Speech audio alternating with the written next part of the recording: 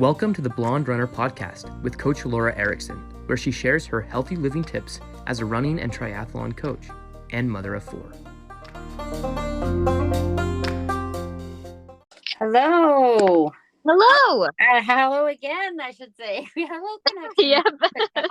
We think we've got it fixed, so we're going to try this again. But we've got Abbie Isacc on, and I've known her and her family for quite some time. And so I saw her kind of grow up a little bit. So I've a while. She's delightful, and we're excited to have her on the podcast today. But I will let Abbie tell you more about her, and then we'll go into her story. Very inspirational story, by the way. So take it away, Abbie. No pressure. Thank you. I never feel like I'm inspirational. But so obviously I'm Abbie Isacc. I grew up in Utah, obviously by Laura. I am married. I have 2 kids. I graduated from Utah Valley University with a degree in psychology, and I had always intended to go back and get my master's program until I had my first baby, and he was severely disabled, so it made it impossible for me to go back to school. So tell us more about him and that whole situation. Yeah, so Noah's, his name is Noah. He's a very different little boy. When I was about 23 weeks pregnant, I started to feel really sick. I was thirsty all the time. I felt like I couldn't breathe unless my mouth was open. I was losing a lot of weight, and I just felt really sick. It came to a head one day when I was at school, and I started having small contractions. I had to go home. My husband had to come pick me up because I worked at the school. He had to come pick me up because I couldn't see well enough to drive by myself. The next day we went to my OBGYN, and as soon as they saw me there, they said, you know what, I need you to go to the hospital immediately. Something is seriously wrong with you. We got to the hospital, and as we walked in, I passed out. Oh, wow. I was going into a diabetic coma. I had been telling my doctor for a long time that I felt like I had diabetes. They kept brushing it off, oh, you're not far along enough to have diabetes, because they were thinking gestational diabetes, where I was thinking, type 1 or type 2. And I was in the ICU for a week with Noah. And it wasn't until, so I'm insulin dependent now, which is very different, especially since I was 25 at the time, to develop type 1 diabetes. So it wasn't until Noah was born that we realized the extent of the issues it caused in him. So when he was born, we kind of knew immediately that something was wrong as soon as, because I had a C-section. As soon as he came out, he cried like a meth baby, if that makes sense. So to a lot of the ICU nurses, meth babies have a certain cry, and obviously I had not been on meth. He wasn't eating. He wasn't opening his eyes. He wasn't, after the initial birth, he wasn't crying. So we knew something was wrong. It turned out that the event, and it's taken, years and lots of tests for us to really find out what happened. But the event completely damaged his brain. He is missing the back half of his brain. There's quite a few chunks that are missing. There are parts of his brain that are calcified. So he had gone through a brain bleed. And so it severely, severely disabled him. Noah's 2 years old now. He is blind. Right now he's dependent on oxygen. He cannot eat, so he has a feeding tube. It's called a G tube. It goes into your stomach. We feed him blends, just like lots of blended up food. He has a lot going on. His heart rate, he cannot eat or poop by himself. We do have to catheterize him every day, and he's on an and I know this is a healthy living podcast, so he is on 1 capful of Miralax and Mhm. something called Senna to help his poop be soft enough for him to get out of his body. That's good. That's So good. yeah, important. Just So so, that's the story in a nutshell, and it's a wild ride. and this is like your first baby. Like Yeah. before, you had no real signs. Like, do you have diabetes in your family at all? What's the like So I type mean, one? my family has type 2 diabetes, but it's 100% lifestyle. Yeah. You know, my family, they tend to be overweight, really big, and the kind of people who eat butter sandwiches. Okay. So I it was just we just have type 2. Like I'm not related to anyone who has type 1 diabetes. So it was just kind of like you had no signs of it before you're pregnant. It just, Yeah. and then you see. I mean, obviously those signs are clear that you were Yeah. diabetic, and you even knew. Did it cross your mind that I just need to go to a different doctor? They're not listening, or you It know? it was because every time I called. So the problem is that I was in Provo, and for listeners who know about Provo, Provo is full of little college students who it's Mhm, their first time away from home, and a lot of them get married really early. mhm, And a lot of them have babies. And so I was at an OBGYN where you couldn't schedule with the same OBGYN every time.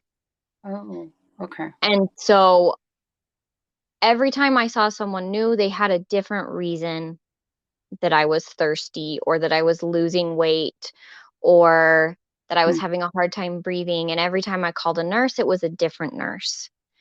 mm, And so they always had a new story. Oh, my sister, when she was pregnant, she had tons of spit. Like she had so much saliva that she had to spit saliva out. So I was mm. always kind of pacified, I guess is the word, by their story.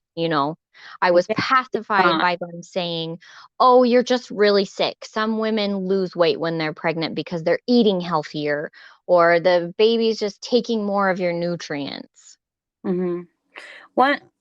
So for my story, with my third boy Matt, I had gestational diabetes, and I Yeah, remember 30 weeks when they normally test for that. And I right, remember, I mean, I didn't really have any signs, but I'm like, well, it's 30 weeks. They're supposed to test that. And so I was right. tested, and it was very unlikely that I would have diabetes. I've never Yeah, really been overweight or anything. I've always been active, but I did yeah, have diabetes and I was on insulin as well. And so if there are those signs, and I don't really have a lot of signs, but you know what I think as you're I've always told my athletes that you're your best health advocate. And really right. you trying to let people know sometimes it's really hard because you need that diagnosis to get the insulin and things like that. But Exactly. you have to be your best advocate. I love that you kept pushing it, that you tried, that you like, there's something wrong.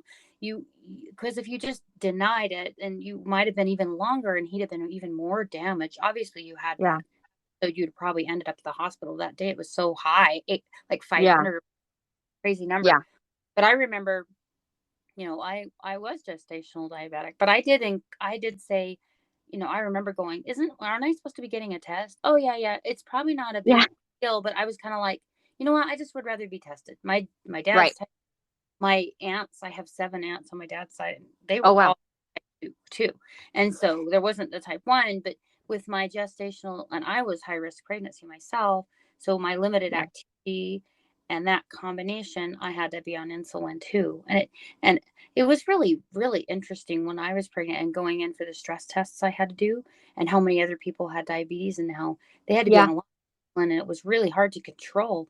And It is. it's tough because type 1, you're dependent on insulin, and sometimes you can do everything right and the numbers aren't where they need to be. It's really hard. And then with the pregnancy, and so early in the pregnancy, and then I mean, oh, this is hard. This is no doubt Yeah, your life. yeah. Tell us about, I mean, he's 2 now. Obviously he's Right, completely dependent on you. What right. and Tell me more. Like, what is your daily day, day to day? It's tough, no doubt. So the thing with Noah is he is so they're called medically complex children. Mhm. So he is disabled, but it's not like he has autism. He doesn't, I mean, it's not the same thing as autism. It's not the same thing as having, those kind of other disabilities that you think about. It's not the same thing as cystic fibrosis. Mhm. He sincerely, like, he can't move by himself. Like, he has no muscle tone. Mhm. Um, he's never going to be able to walk. He's never going to be able to talk. And because of that, and this is kind of silly, but I feel like my life is a lot easier than a lot of other parents who have children with disabilities Mhm. because Noah is perfectly happy to literally lay on the couch all day. Mhm. Mhm. Um, He's not extra needy in that yeah, he's screaming. not, Mhm. yeah. I mean, his cares are really intensive, I mean, you have to feed him every 3 hours. So you give him the water through his G tube. He has seizures, and so he's on a lot of different medications. I think right now we've pared it down to 12 medications every Oh, day. wow. Okay. And he's been on more. There was a point in his life where he was on 20 medications every single day.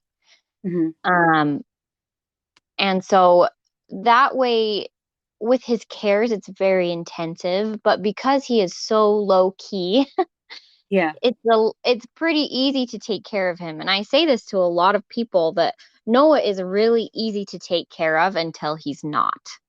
Mm. So when is he So not? so when he gets sick, um so when something's wrong, and unfortunately things go wrong a lot with him, he has chronic UTIs. He has, and we're still not sure how he got this or where it came from, but he is colonized by a bacteria called Pseudomonas. Mm. And it's a really intense bacteria. And every time he comes down with, if anyone ever is found with Pseudomonas in their body, it has to be reported to the state. Mm. And so every time he has a UTI with Pseudomonas, it has to be reported to the state. Mhm. So Pseudomonas can be life threatening very quickly. And Mhm. because he's been colonized by it in his bladder, things can go south Mhm. very fast. Mm. So he's got the chronic UTIs, and then his lungs have been severely damaged. Last August, it's almost been a year, Noah got a cold Mm. from a funeral where someone was not being very careful, Mm. gave it to Noah, and he was in the ICU for an entire month where he was on life-saving measures for a long time. Mm. Um, he was on a device called ECMO, where it takes your blood out, oxygenates it, put your blood back in. Wow. And it destroyed his lungs, that cold. And so he is on oxygen now. So sometimes, and unfortunately, he got my genes where he has allergies. Oh. So if he's, outside for a little bit too long, gets an allergen, um, it can end him up in the hospital. Mm. Um, or a couple of weeks ago, he got an ear infection, and sometimes that will increase his seizures.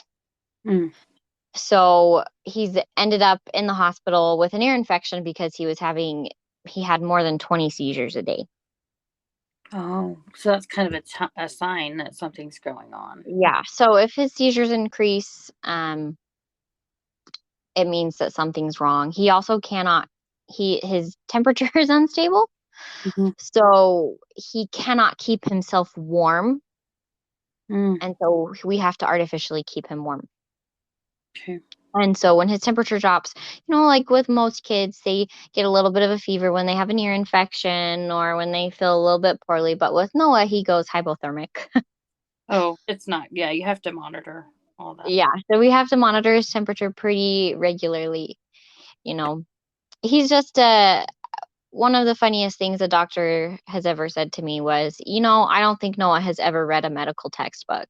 He really doesn't know how this is supposed to go because you know he just doesn't do anything like a neurotypical kid. Mhm. Mhm.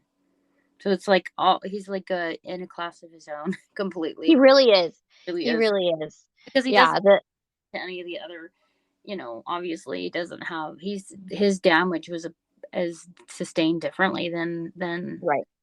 kind of other thing. So Yeah.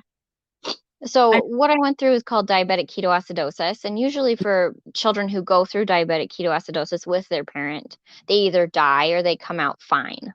Noah is, in the at middle. least his doctors at Primary Children's, and I mean it's a world-class facility, so it's not like it's some podunk weird Yeah. hospital in Utah who can't figure anything out. Yeah. Um, they have not been able to find another case similar to Noah where the child lived more than 9 months. And he's 2 years. So Yeah, he's kind of a miracle, really, in lots of he ways. is. Yeah. Now, I'm sure this was your first baby, and I'm sure this is not what you imagined motherhood would be like for you Yeah.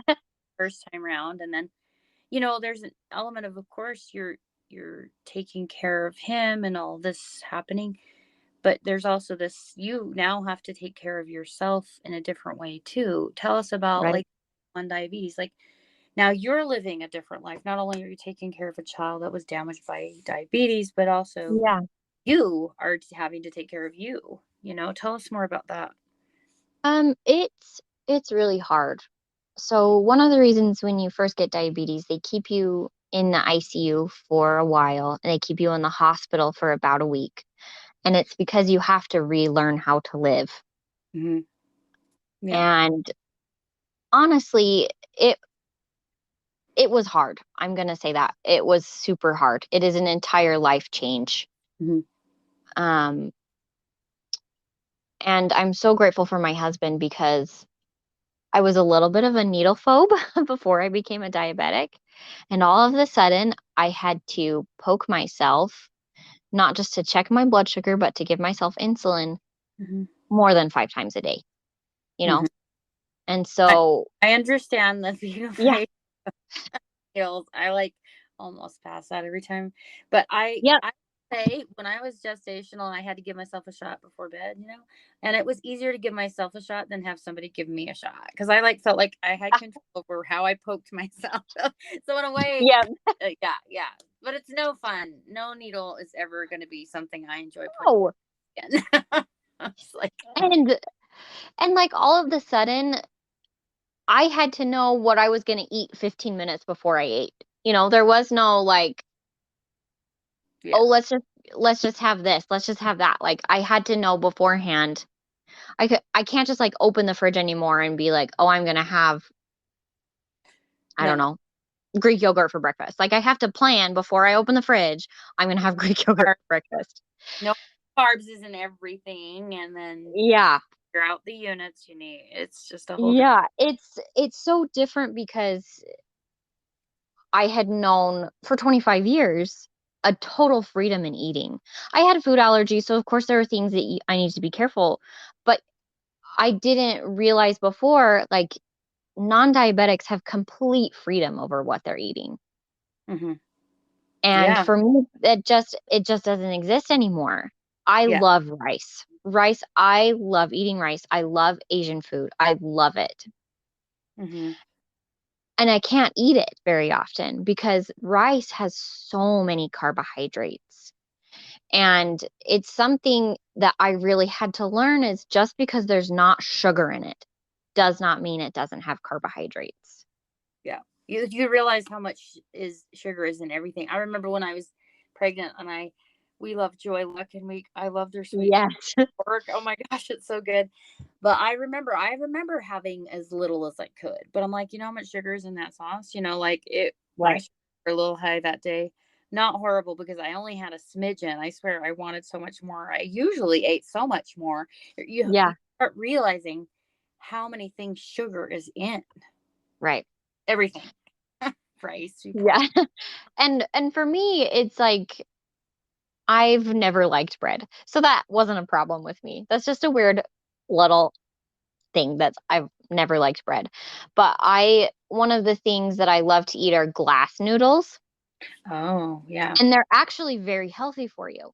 But because they're made out of rice starch, it's basically just carbohydrates. Hmm. So, carb wise, instead of eating a cup of rice noodles, it's better for me to eat an entire I would say almost an entire pan of lasagna. Wow. Like that's how many carbohydrates are in rice noodles. Like Korean food, I can't eat it anymore because everything they have is derived from starches. Mm. And so it's so carby, it's taking me as much insulin as an entire cake. Mm. So this is very hard for a carb enthusiast like you. Yeah. So, Yeah. like, I love carbs. No, Why do I have to be diabetic? exactly. Like, and I never realized how many carbs I was eating because it didn't feel unhealthy to me. And it's not. Yeah. It's not necessarily unhealthy. It's just too many carbs. Yeah. I remember some of my favorite, like, gosh, you just start wanting something sweet. It's just crazy.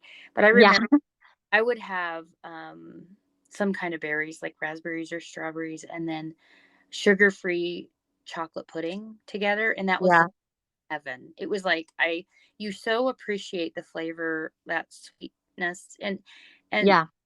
like really sweet things would be way too sweet after you just don't have sugar. But that was so delicious, even though it wasn't, and I learned to like the yogurts that were carb master and lower.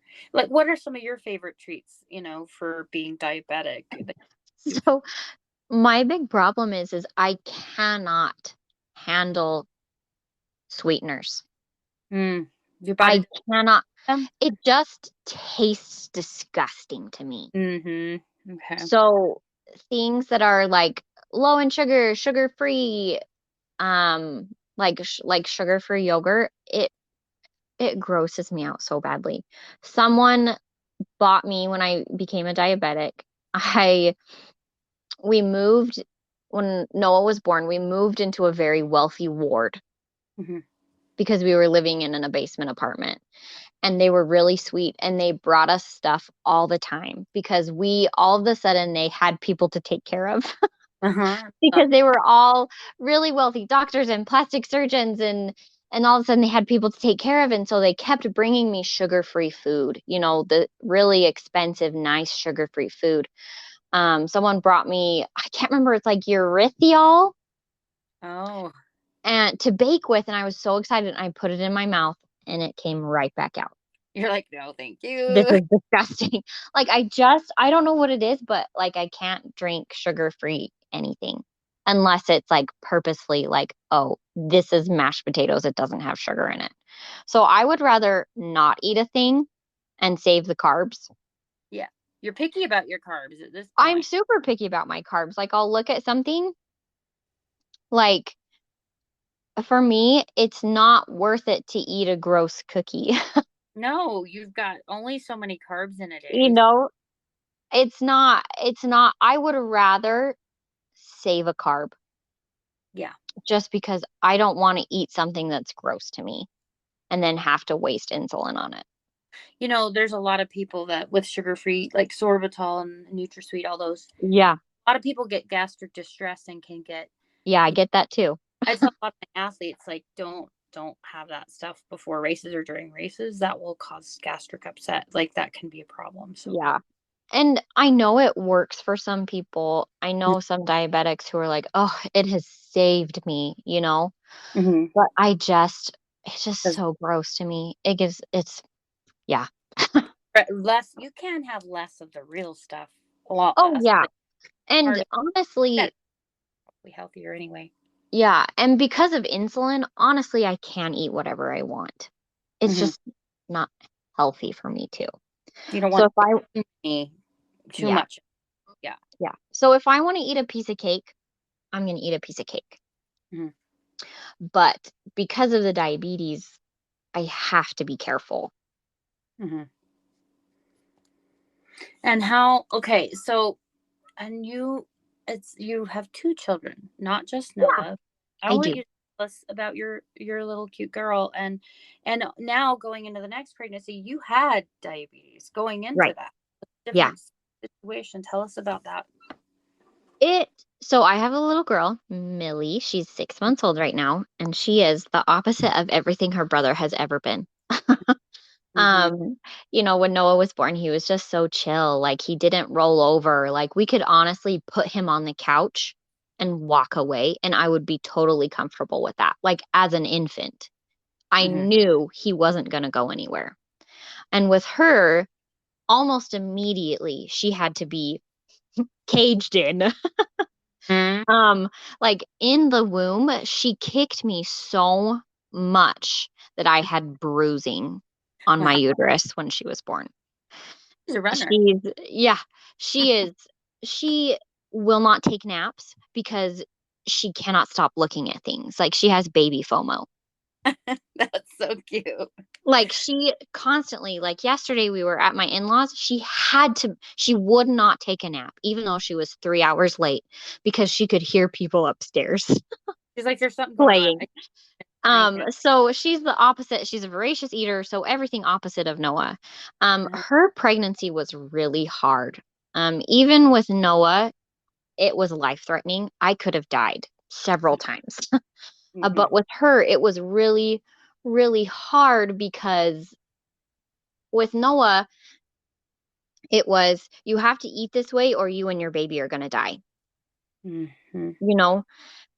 And you have to know how to be a diabetic or you and your baby are going to die. And it wasn't them being dramatic, but it was the truth. It was the truth. Yeah. You can't go into ketoacidosis again. Like, Exactly. So they said, and before Noah, we knew what had happened. We knew of the brain damage. They were like, if your blood sugar gets too high, you are in serious danger. And that's how it is for every pregnant diabetic. But once I got to Millie and I had kind of learned how to be a real diabetic, if that makes sense, yeah. it was harder for me because I was very sick, vomit wise, Yeah. delightful. And when you're throwing up all the time, the only thing you want to eat is carbohydrates because that stays in your stomach. Yeah. And it's easy to digest And it's usually. easy to digest and it's really bland. Yeah. Because with Noah, I was at the beginning of my pregnancy, I was eating like 2 packages of ramen a day. Hmm. And that kept my stomach settled. With Millie, I had to keep my blood sugar down. So I was trying to eat like cucumbers and strawberries. And we learned that blackberries made me throw up like almost immediately. I love blackberries, but as soon as they were in my mouth, my body was like, not into that. Okay. Do Um, you now, or did it make you have an aversion to them? I'm still a little bit scared, but it's okay now. We're okay now. Um, And so that pregnancy was really hard because I was just throwing up so much that I ended up, with really low blood sugars constantly.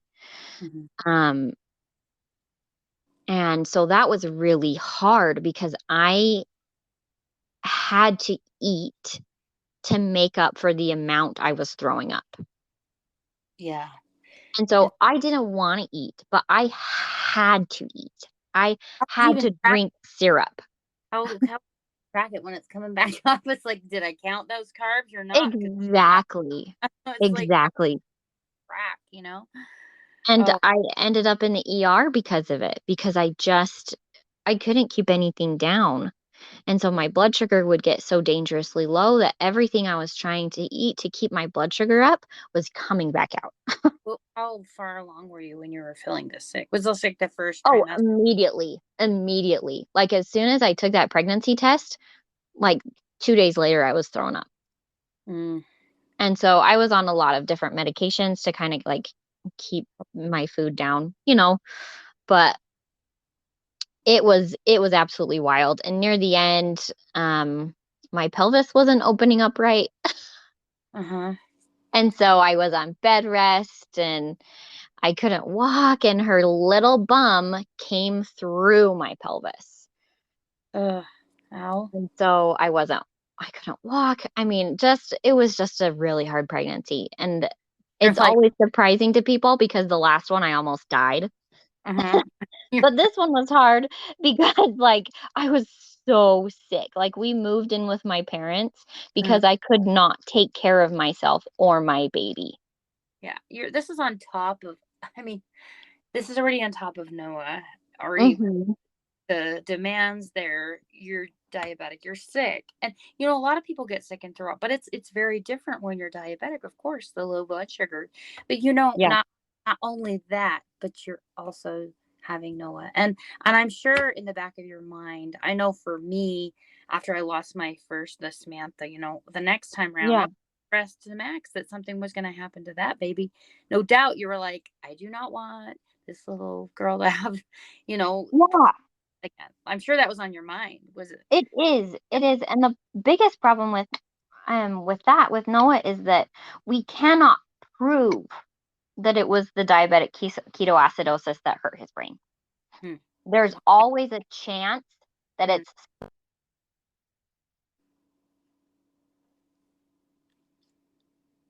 Are you there? Hello? and then be like, oh yeah, it was the diabetes that hurt them, if that Okay. makes sense. So there's Yeah. always a very small chance that even with all the genetic testing we've done, that's what it is. Mm. So they So can't for sure say, yeah, yeah, it was. But I mean, it all fingers point to, I mean, it just seems yeah, like, but like there's that, I guess it's sort of innocent until proven guilty or however you call it, where, exactly. yeah, that makes it a little bit harder. So you did get through obviously that pregnancy and you have her now and she's 6 months and she's very busy and doing all her stuff. So does this, maybe this is out of bounds here, but does it make you want to have another one? Or you're like going, we got our hands full right now? Or is that what you meant? Um, How many kids do so I had never really wanted more than 4 you? ever. Hmm. But after Millie's pregnancy, I don't know if my body could have another one. Hmm. Hmm. And that's where we're at this point. Hmm. Hmm.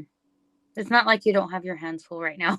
Yeah, I mean, I definitely have my hands full. Yeah. Um, but my husband and I agree, we sincerely don't know if emotionally we could handle or physically being that sick again.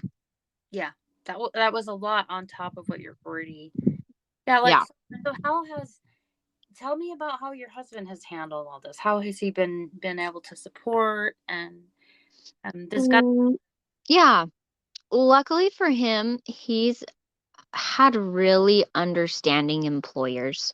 Mm, When Noah was first born, he was working 100% from home. He would technically had a small business, um, doing online learning modules for businesses.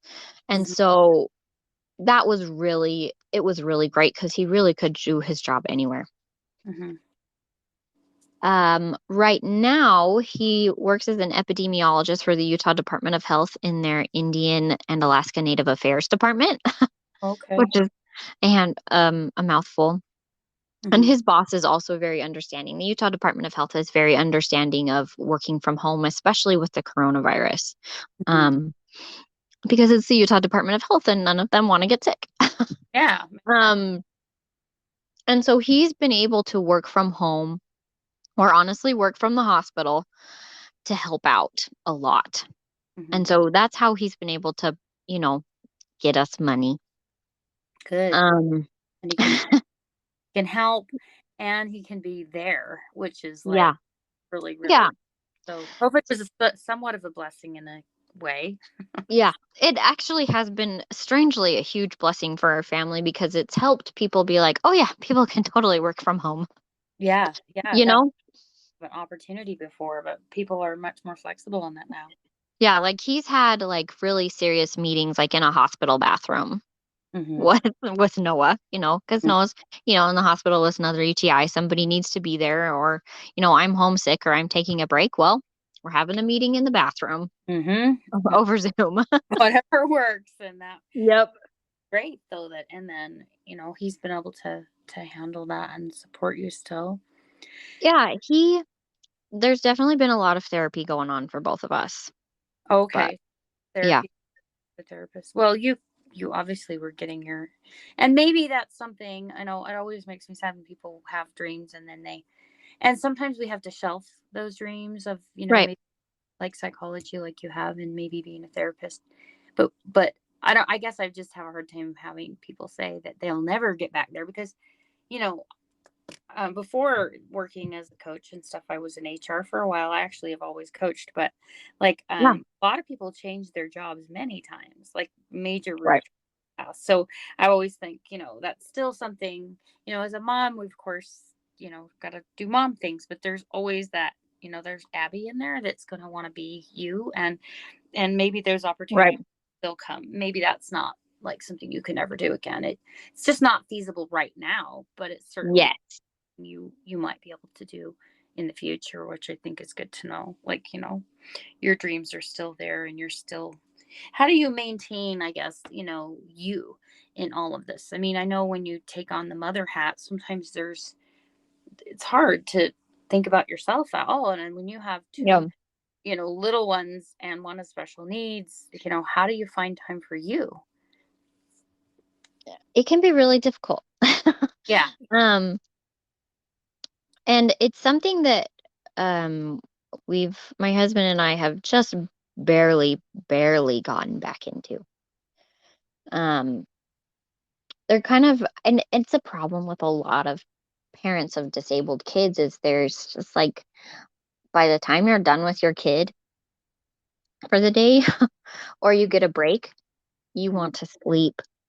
Yeah. You want to, you take a shower. Mm-hmm. You go to the grocery store. Mm-hmm. And so we're at a point, luckily living with my parents, where we have the ability to say, hey, mom, I'm going to go do this. Please watch my kids. Yeah. So it is a really hard, like, I don't have an answer Mm-hmm. because it really varies. Mm-hmm. I find that because of who Noah is, I have more time to myself than most medically complex parents. And I said that at the beginning. Mm-hmm. And so I've been able to still kind of pursue writing, Mm-hmm. something I love, which can easily be done while I watch a pulse oximeter or at the hospital. Mm-hmm. And and it's easy things like reading and writing. Art is kind of hard to do everywhere, Yeah. but which is something I also enjoy. Mm-hmm. But that's something that's really hard to take to the hospital or to kind of be immersed in while you're also trying to be really quiet while a newborn takes a nap. So Writing, you can, I yeah. know I want to touch on your writing because I know that you have written a children's book. And so I want you to talk about this a little bit. Yeah, I am really obsessed with children's books. Like, even before I was married, before I had kids, I had a collection of board books Mm. um that I loved.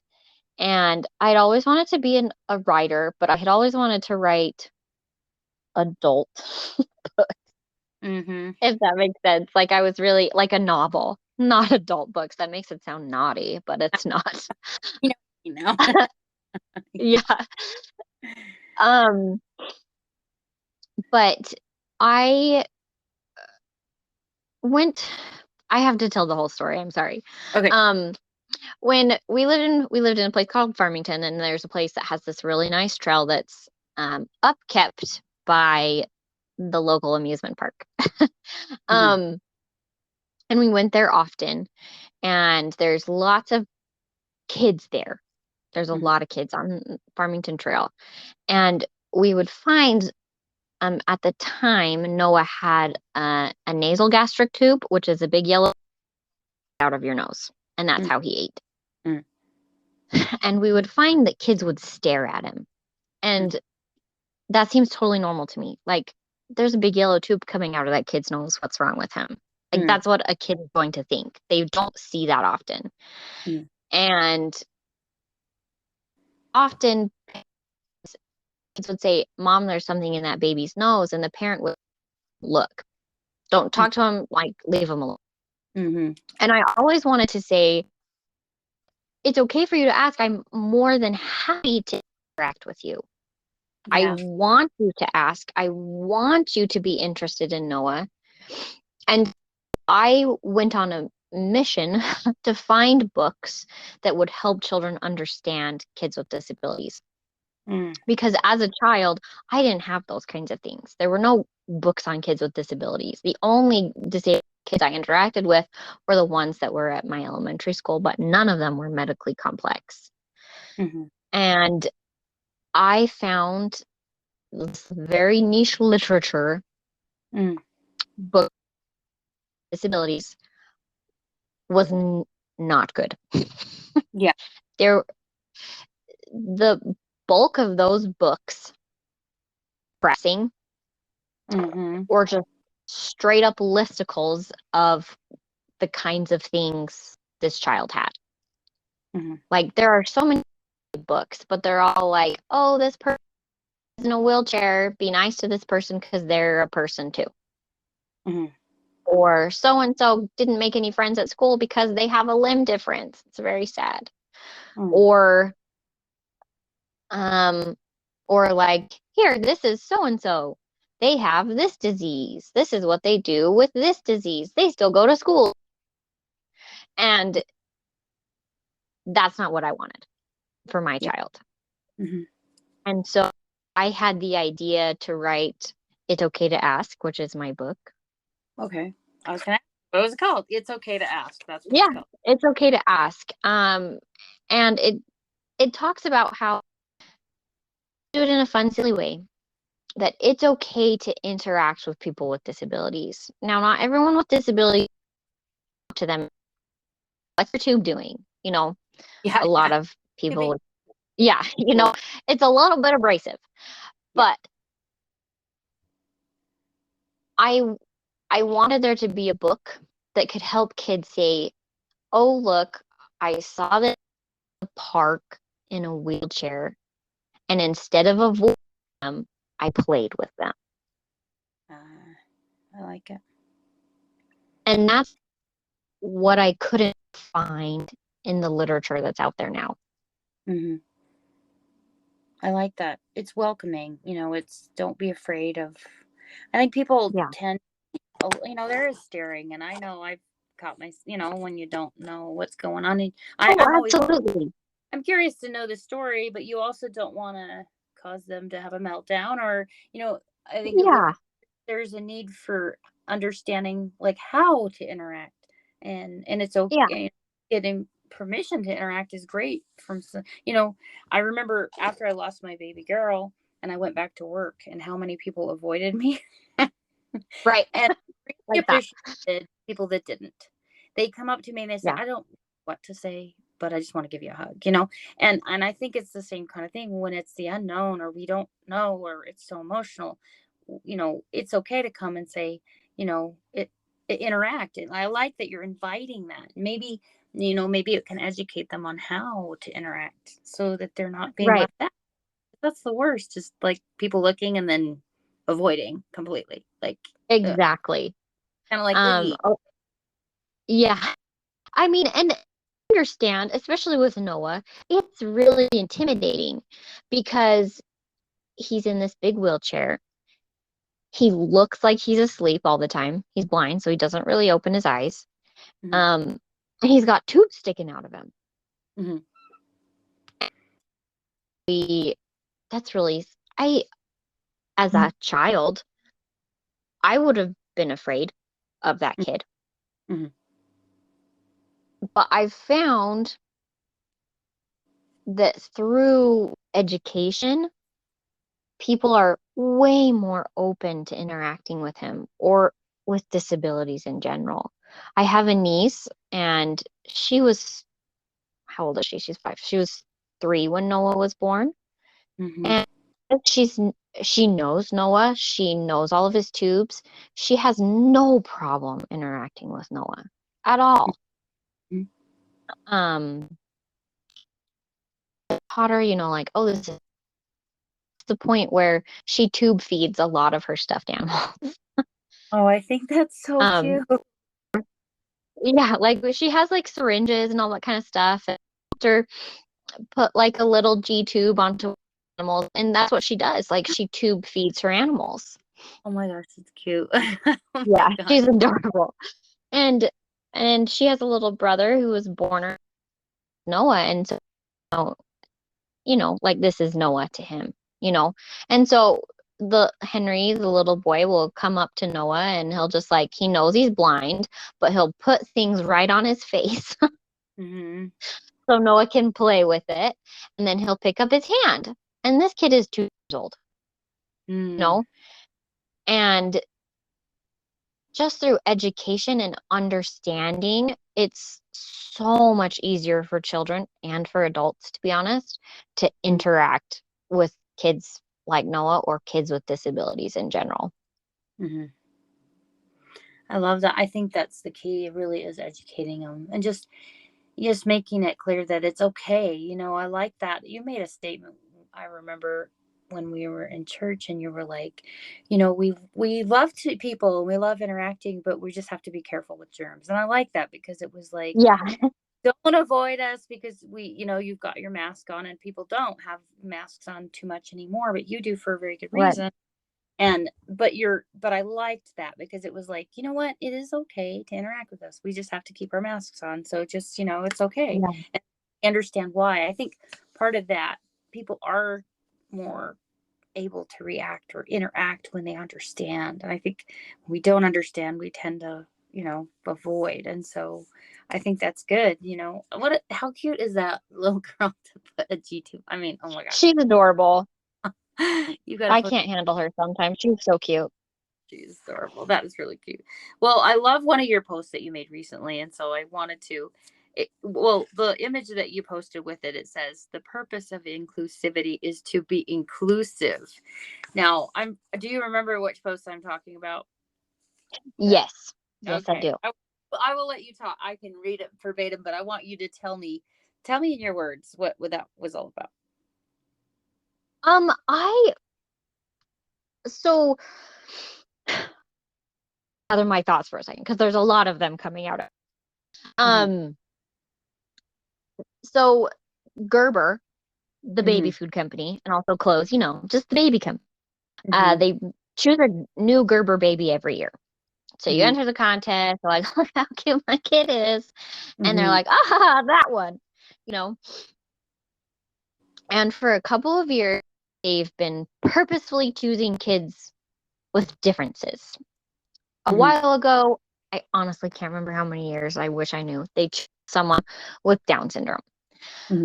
This year, chose someone with I can't tell you exactly what it's called, but in the disability community, we call it different. So she doesn't have a hand on one of her arms.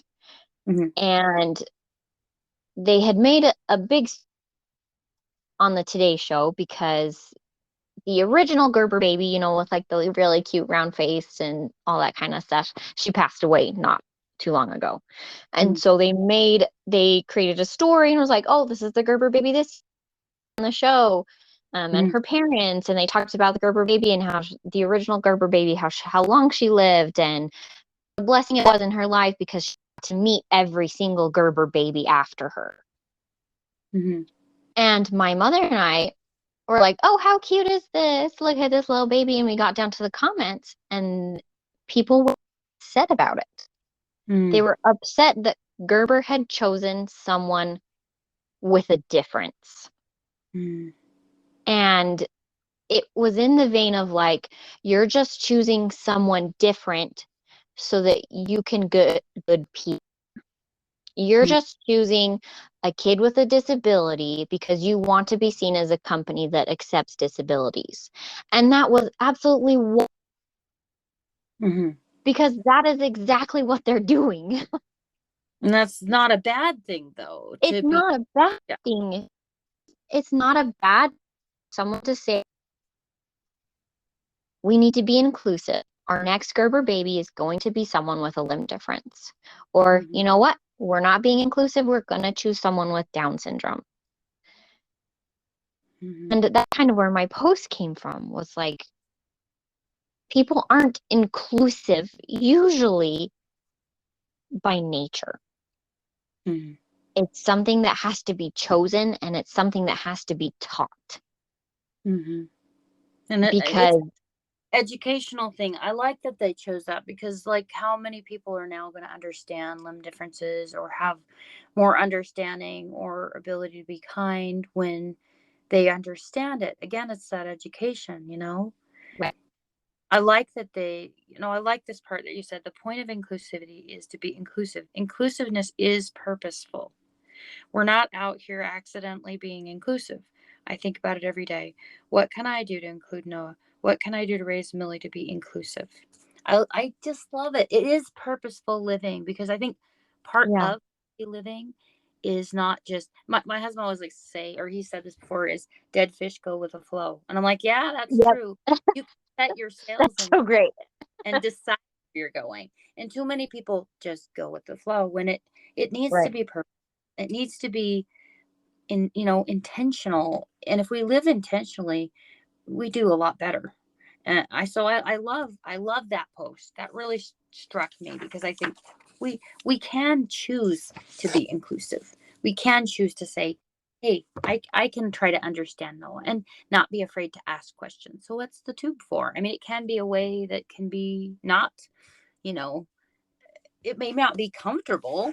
I think our comfort level sends us the other direction, but maybe we need to be uncomfortable and to ask and be willing to, because how would it feel if, you're always asked to kind of put yourself in someone else's shoes. I'm sure there is an awareness with Noah or other disabled children that they're different, and to have people, look at them weird and then just walk away and not have any interest in understanding them is probably really hard, and if we put ourselves in their position and maybe think, what would I want?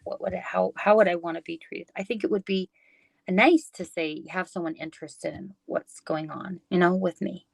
I think that it's not always easy. I don't think we can completely understand, and we may never be able to, and that's okay. But trying to understand and trying to be kind is something we can do purposefully.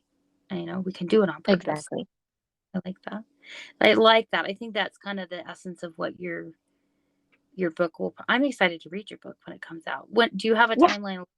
Tell us a little bit about the timeline, because now I want to read it. Yeah. So unfortunately, with the pandemic, weird things have been affected, and strangely, book publications is one of them.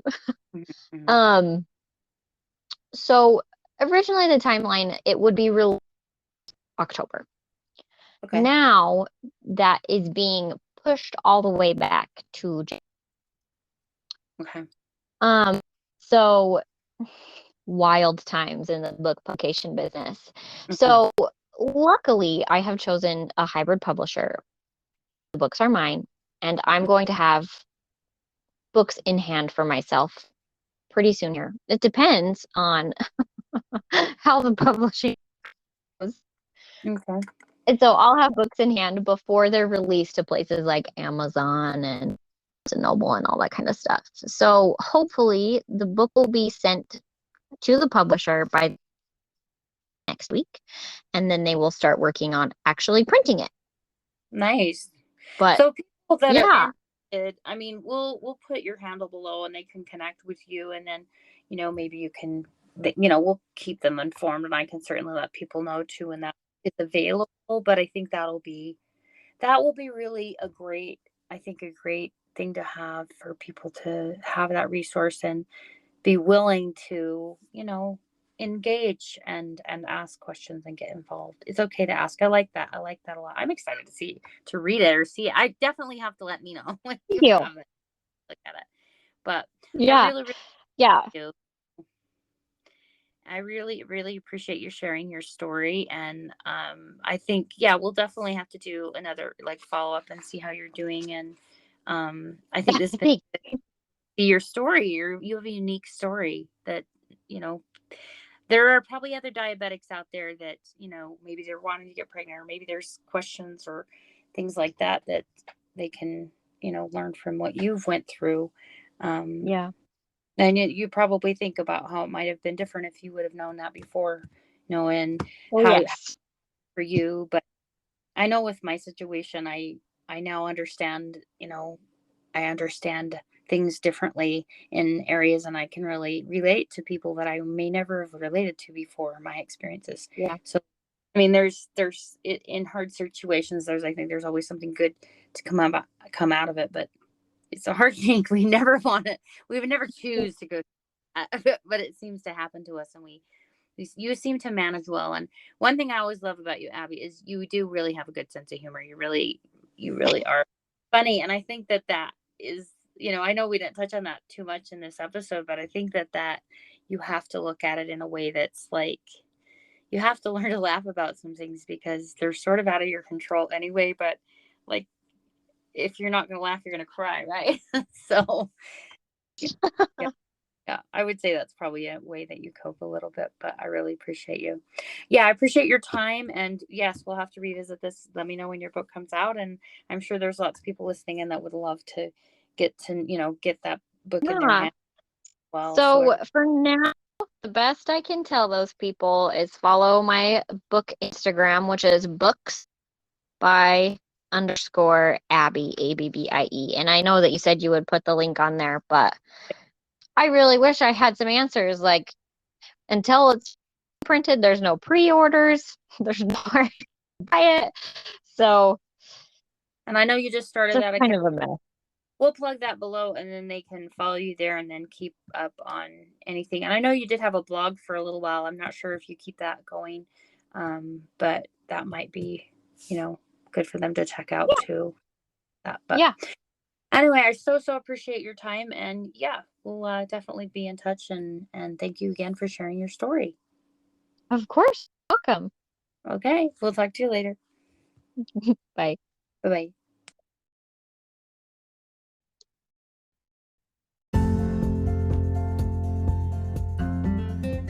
Thank you again for listening in to the podcast. I wanted to encourage you to like and subscribe, and please share this so others are learning about it so we can continue growing it. You can also find me on Instagram at The Blonde Runner, and that's BLONDE with an E on there. And you can also find me on Instagram at Coach Laura Erickson, and that's LORAERICKSON. And thanks again for listening in, and until next time, live well. Hello, I just wanted to do a quick update on the podcast. Since the time of this recording, Noah has passed away from complications of COVID-19, and that was at the end of August. So by a small miracle, they were able to get several copies of Abbie's book the day before he passed away. So that was kind of neat for them to be able to share it with him before he passed away. You can buy or purchase one of the books from Mascot Books, and I have added the link below so you can support her. You can always follow her on Instagram at books by -Abbie or _Abbie. Thanks for your support.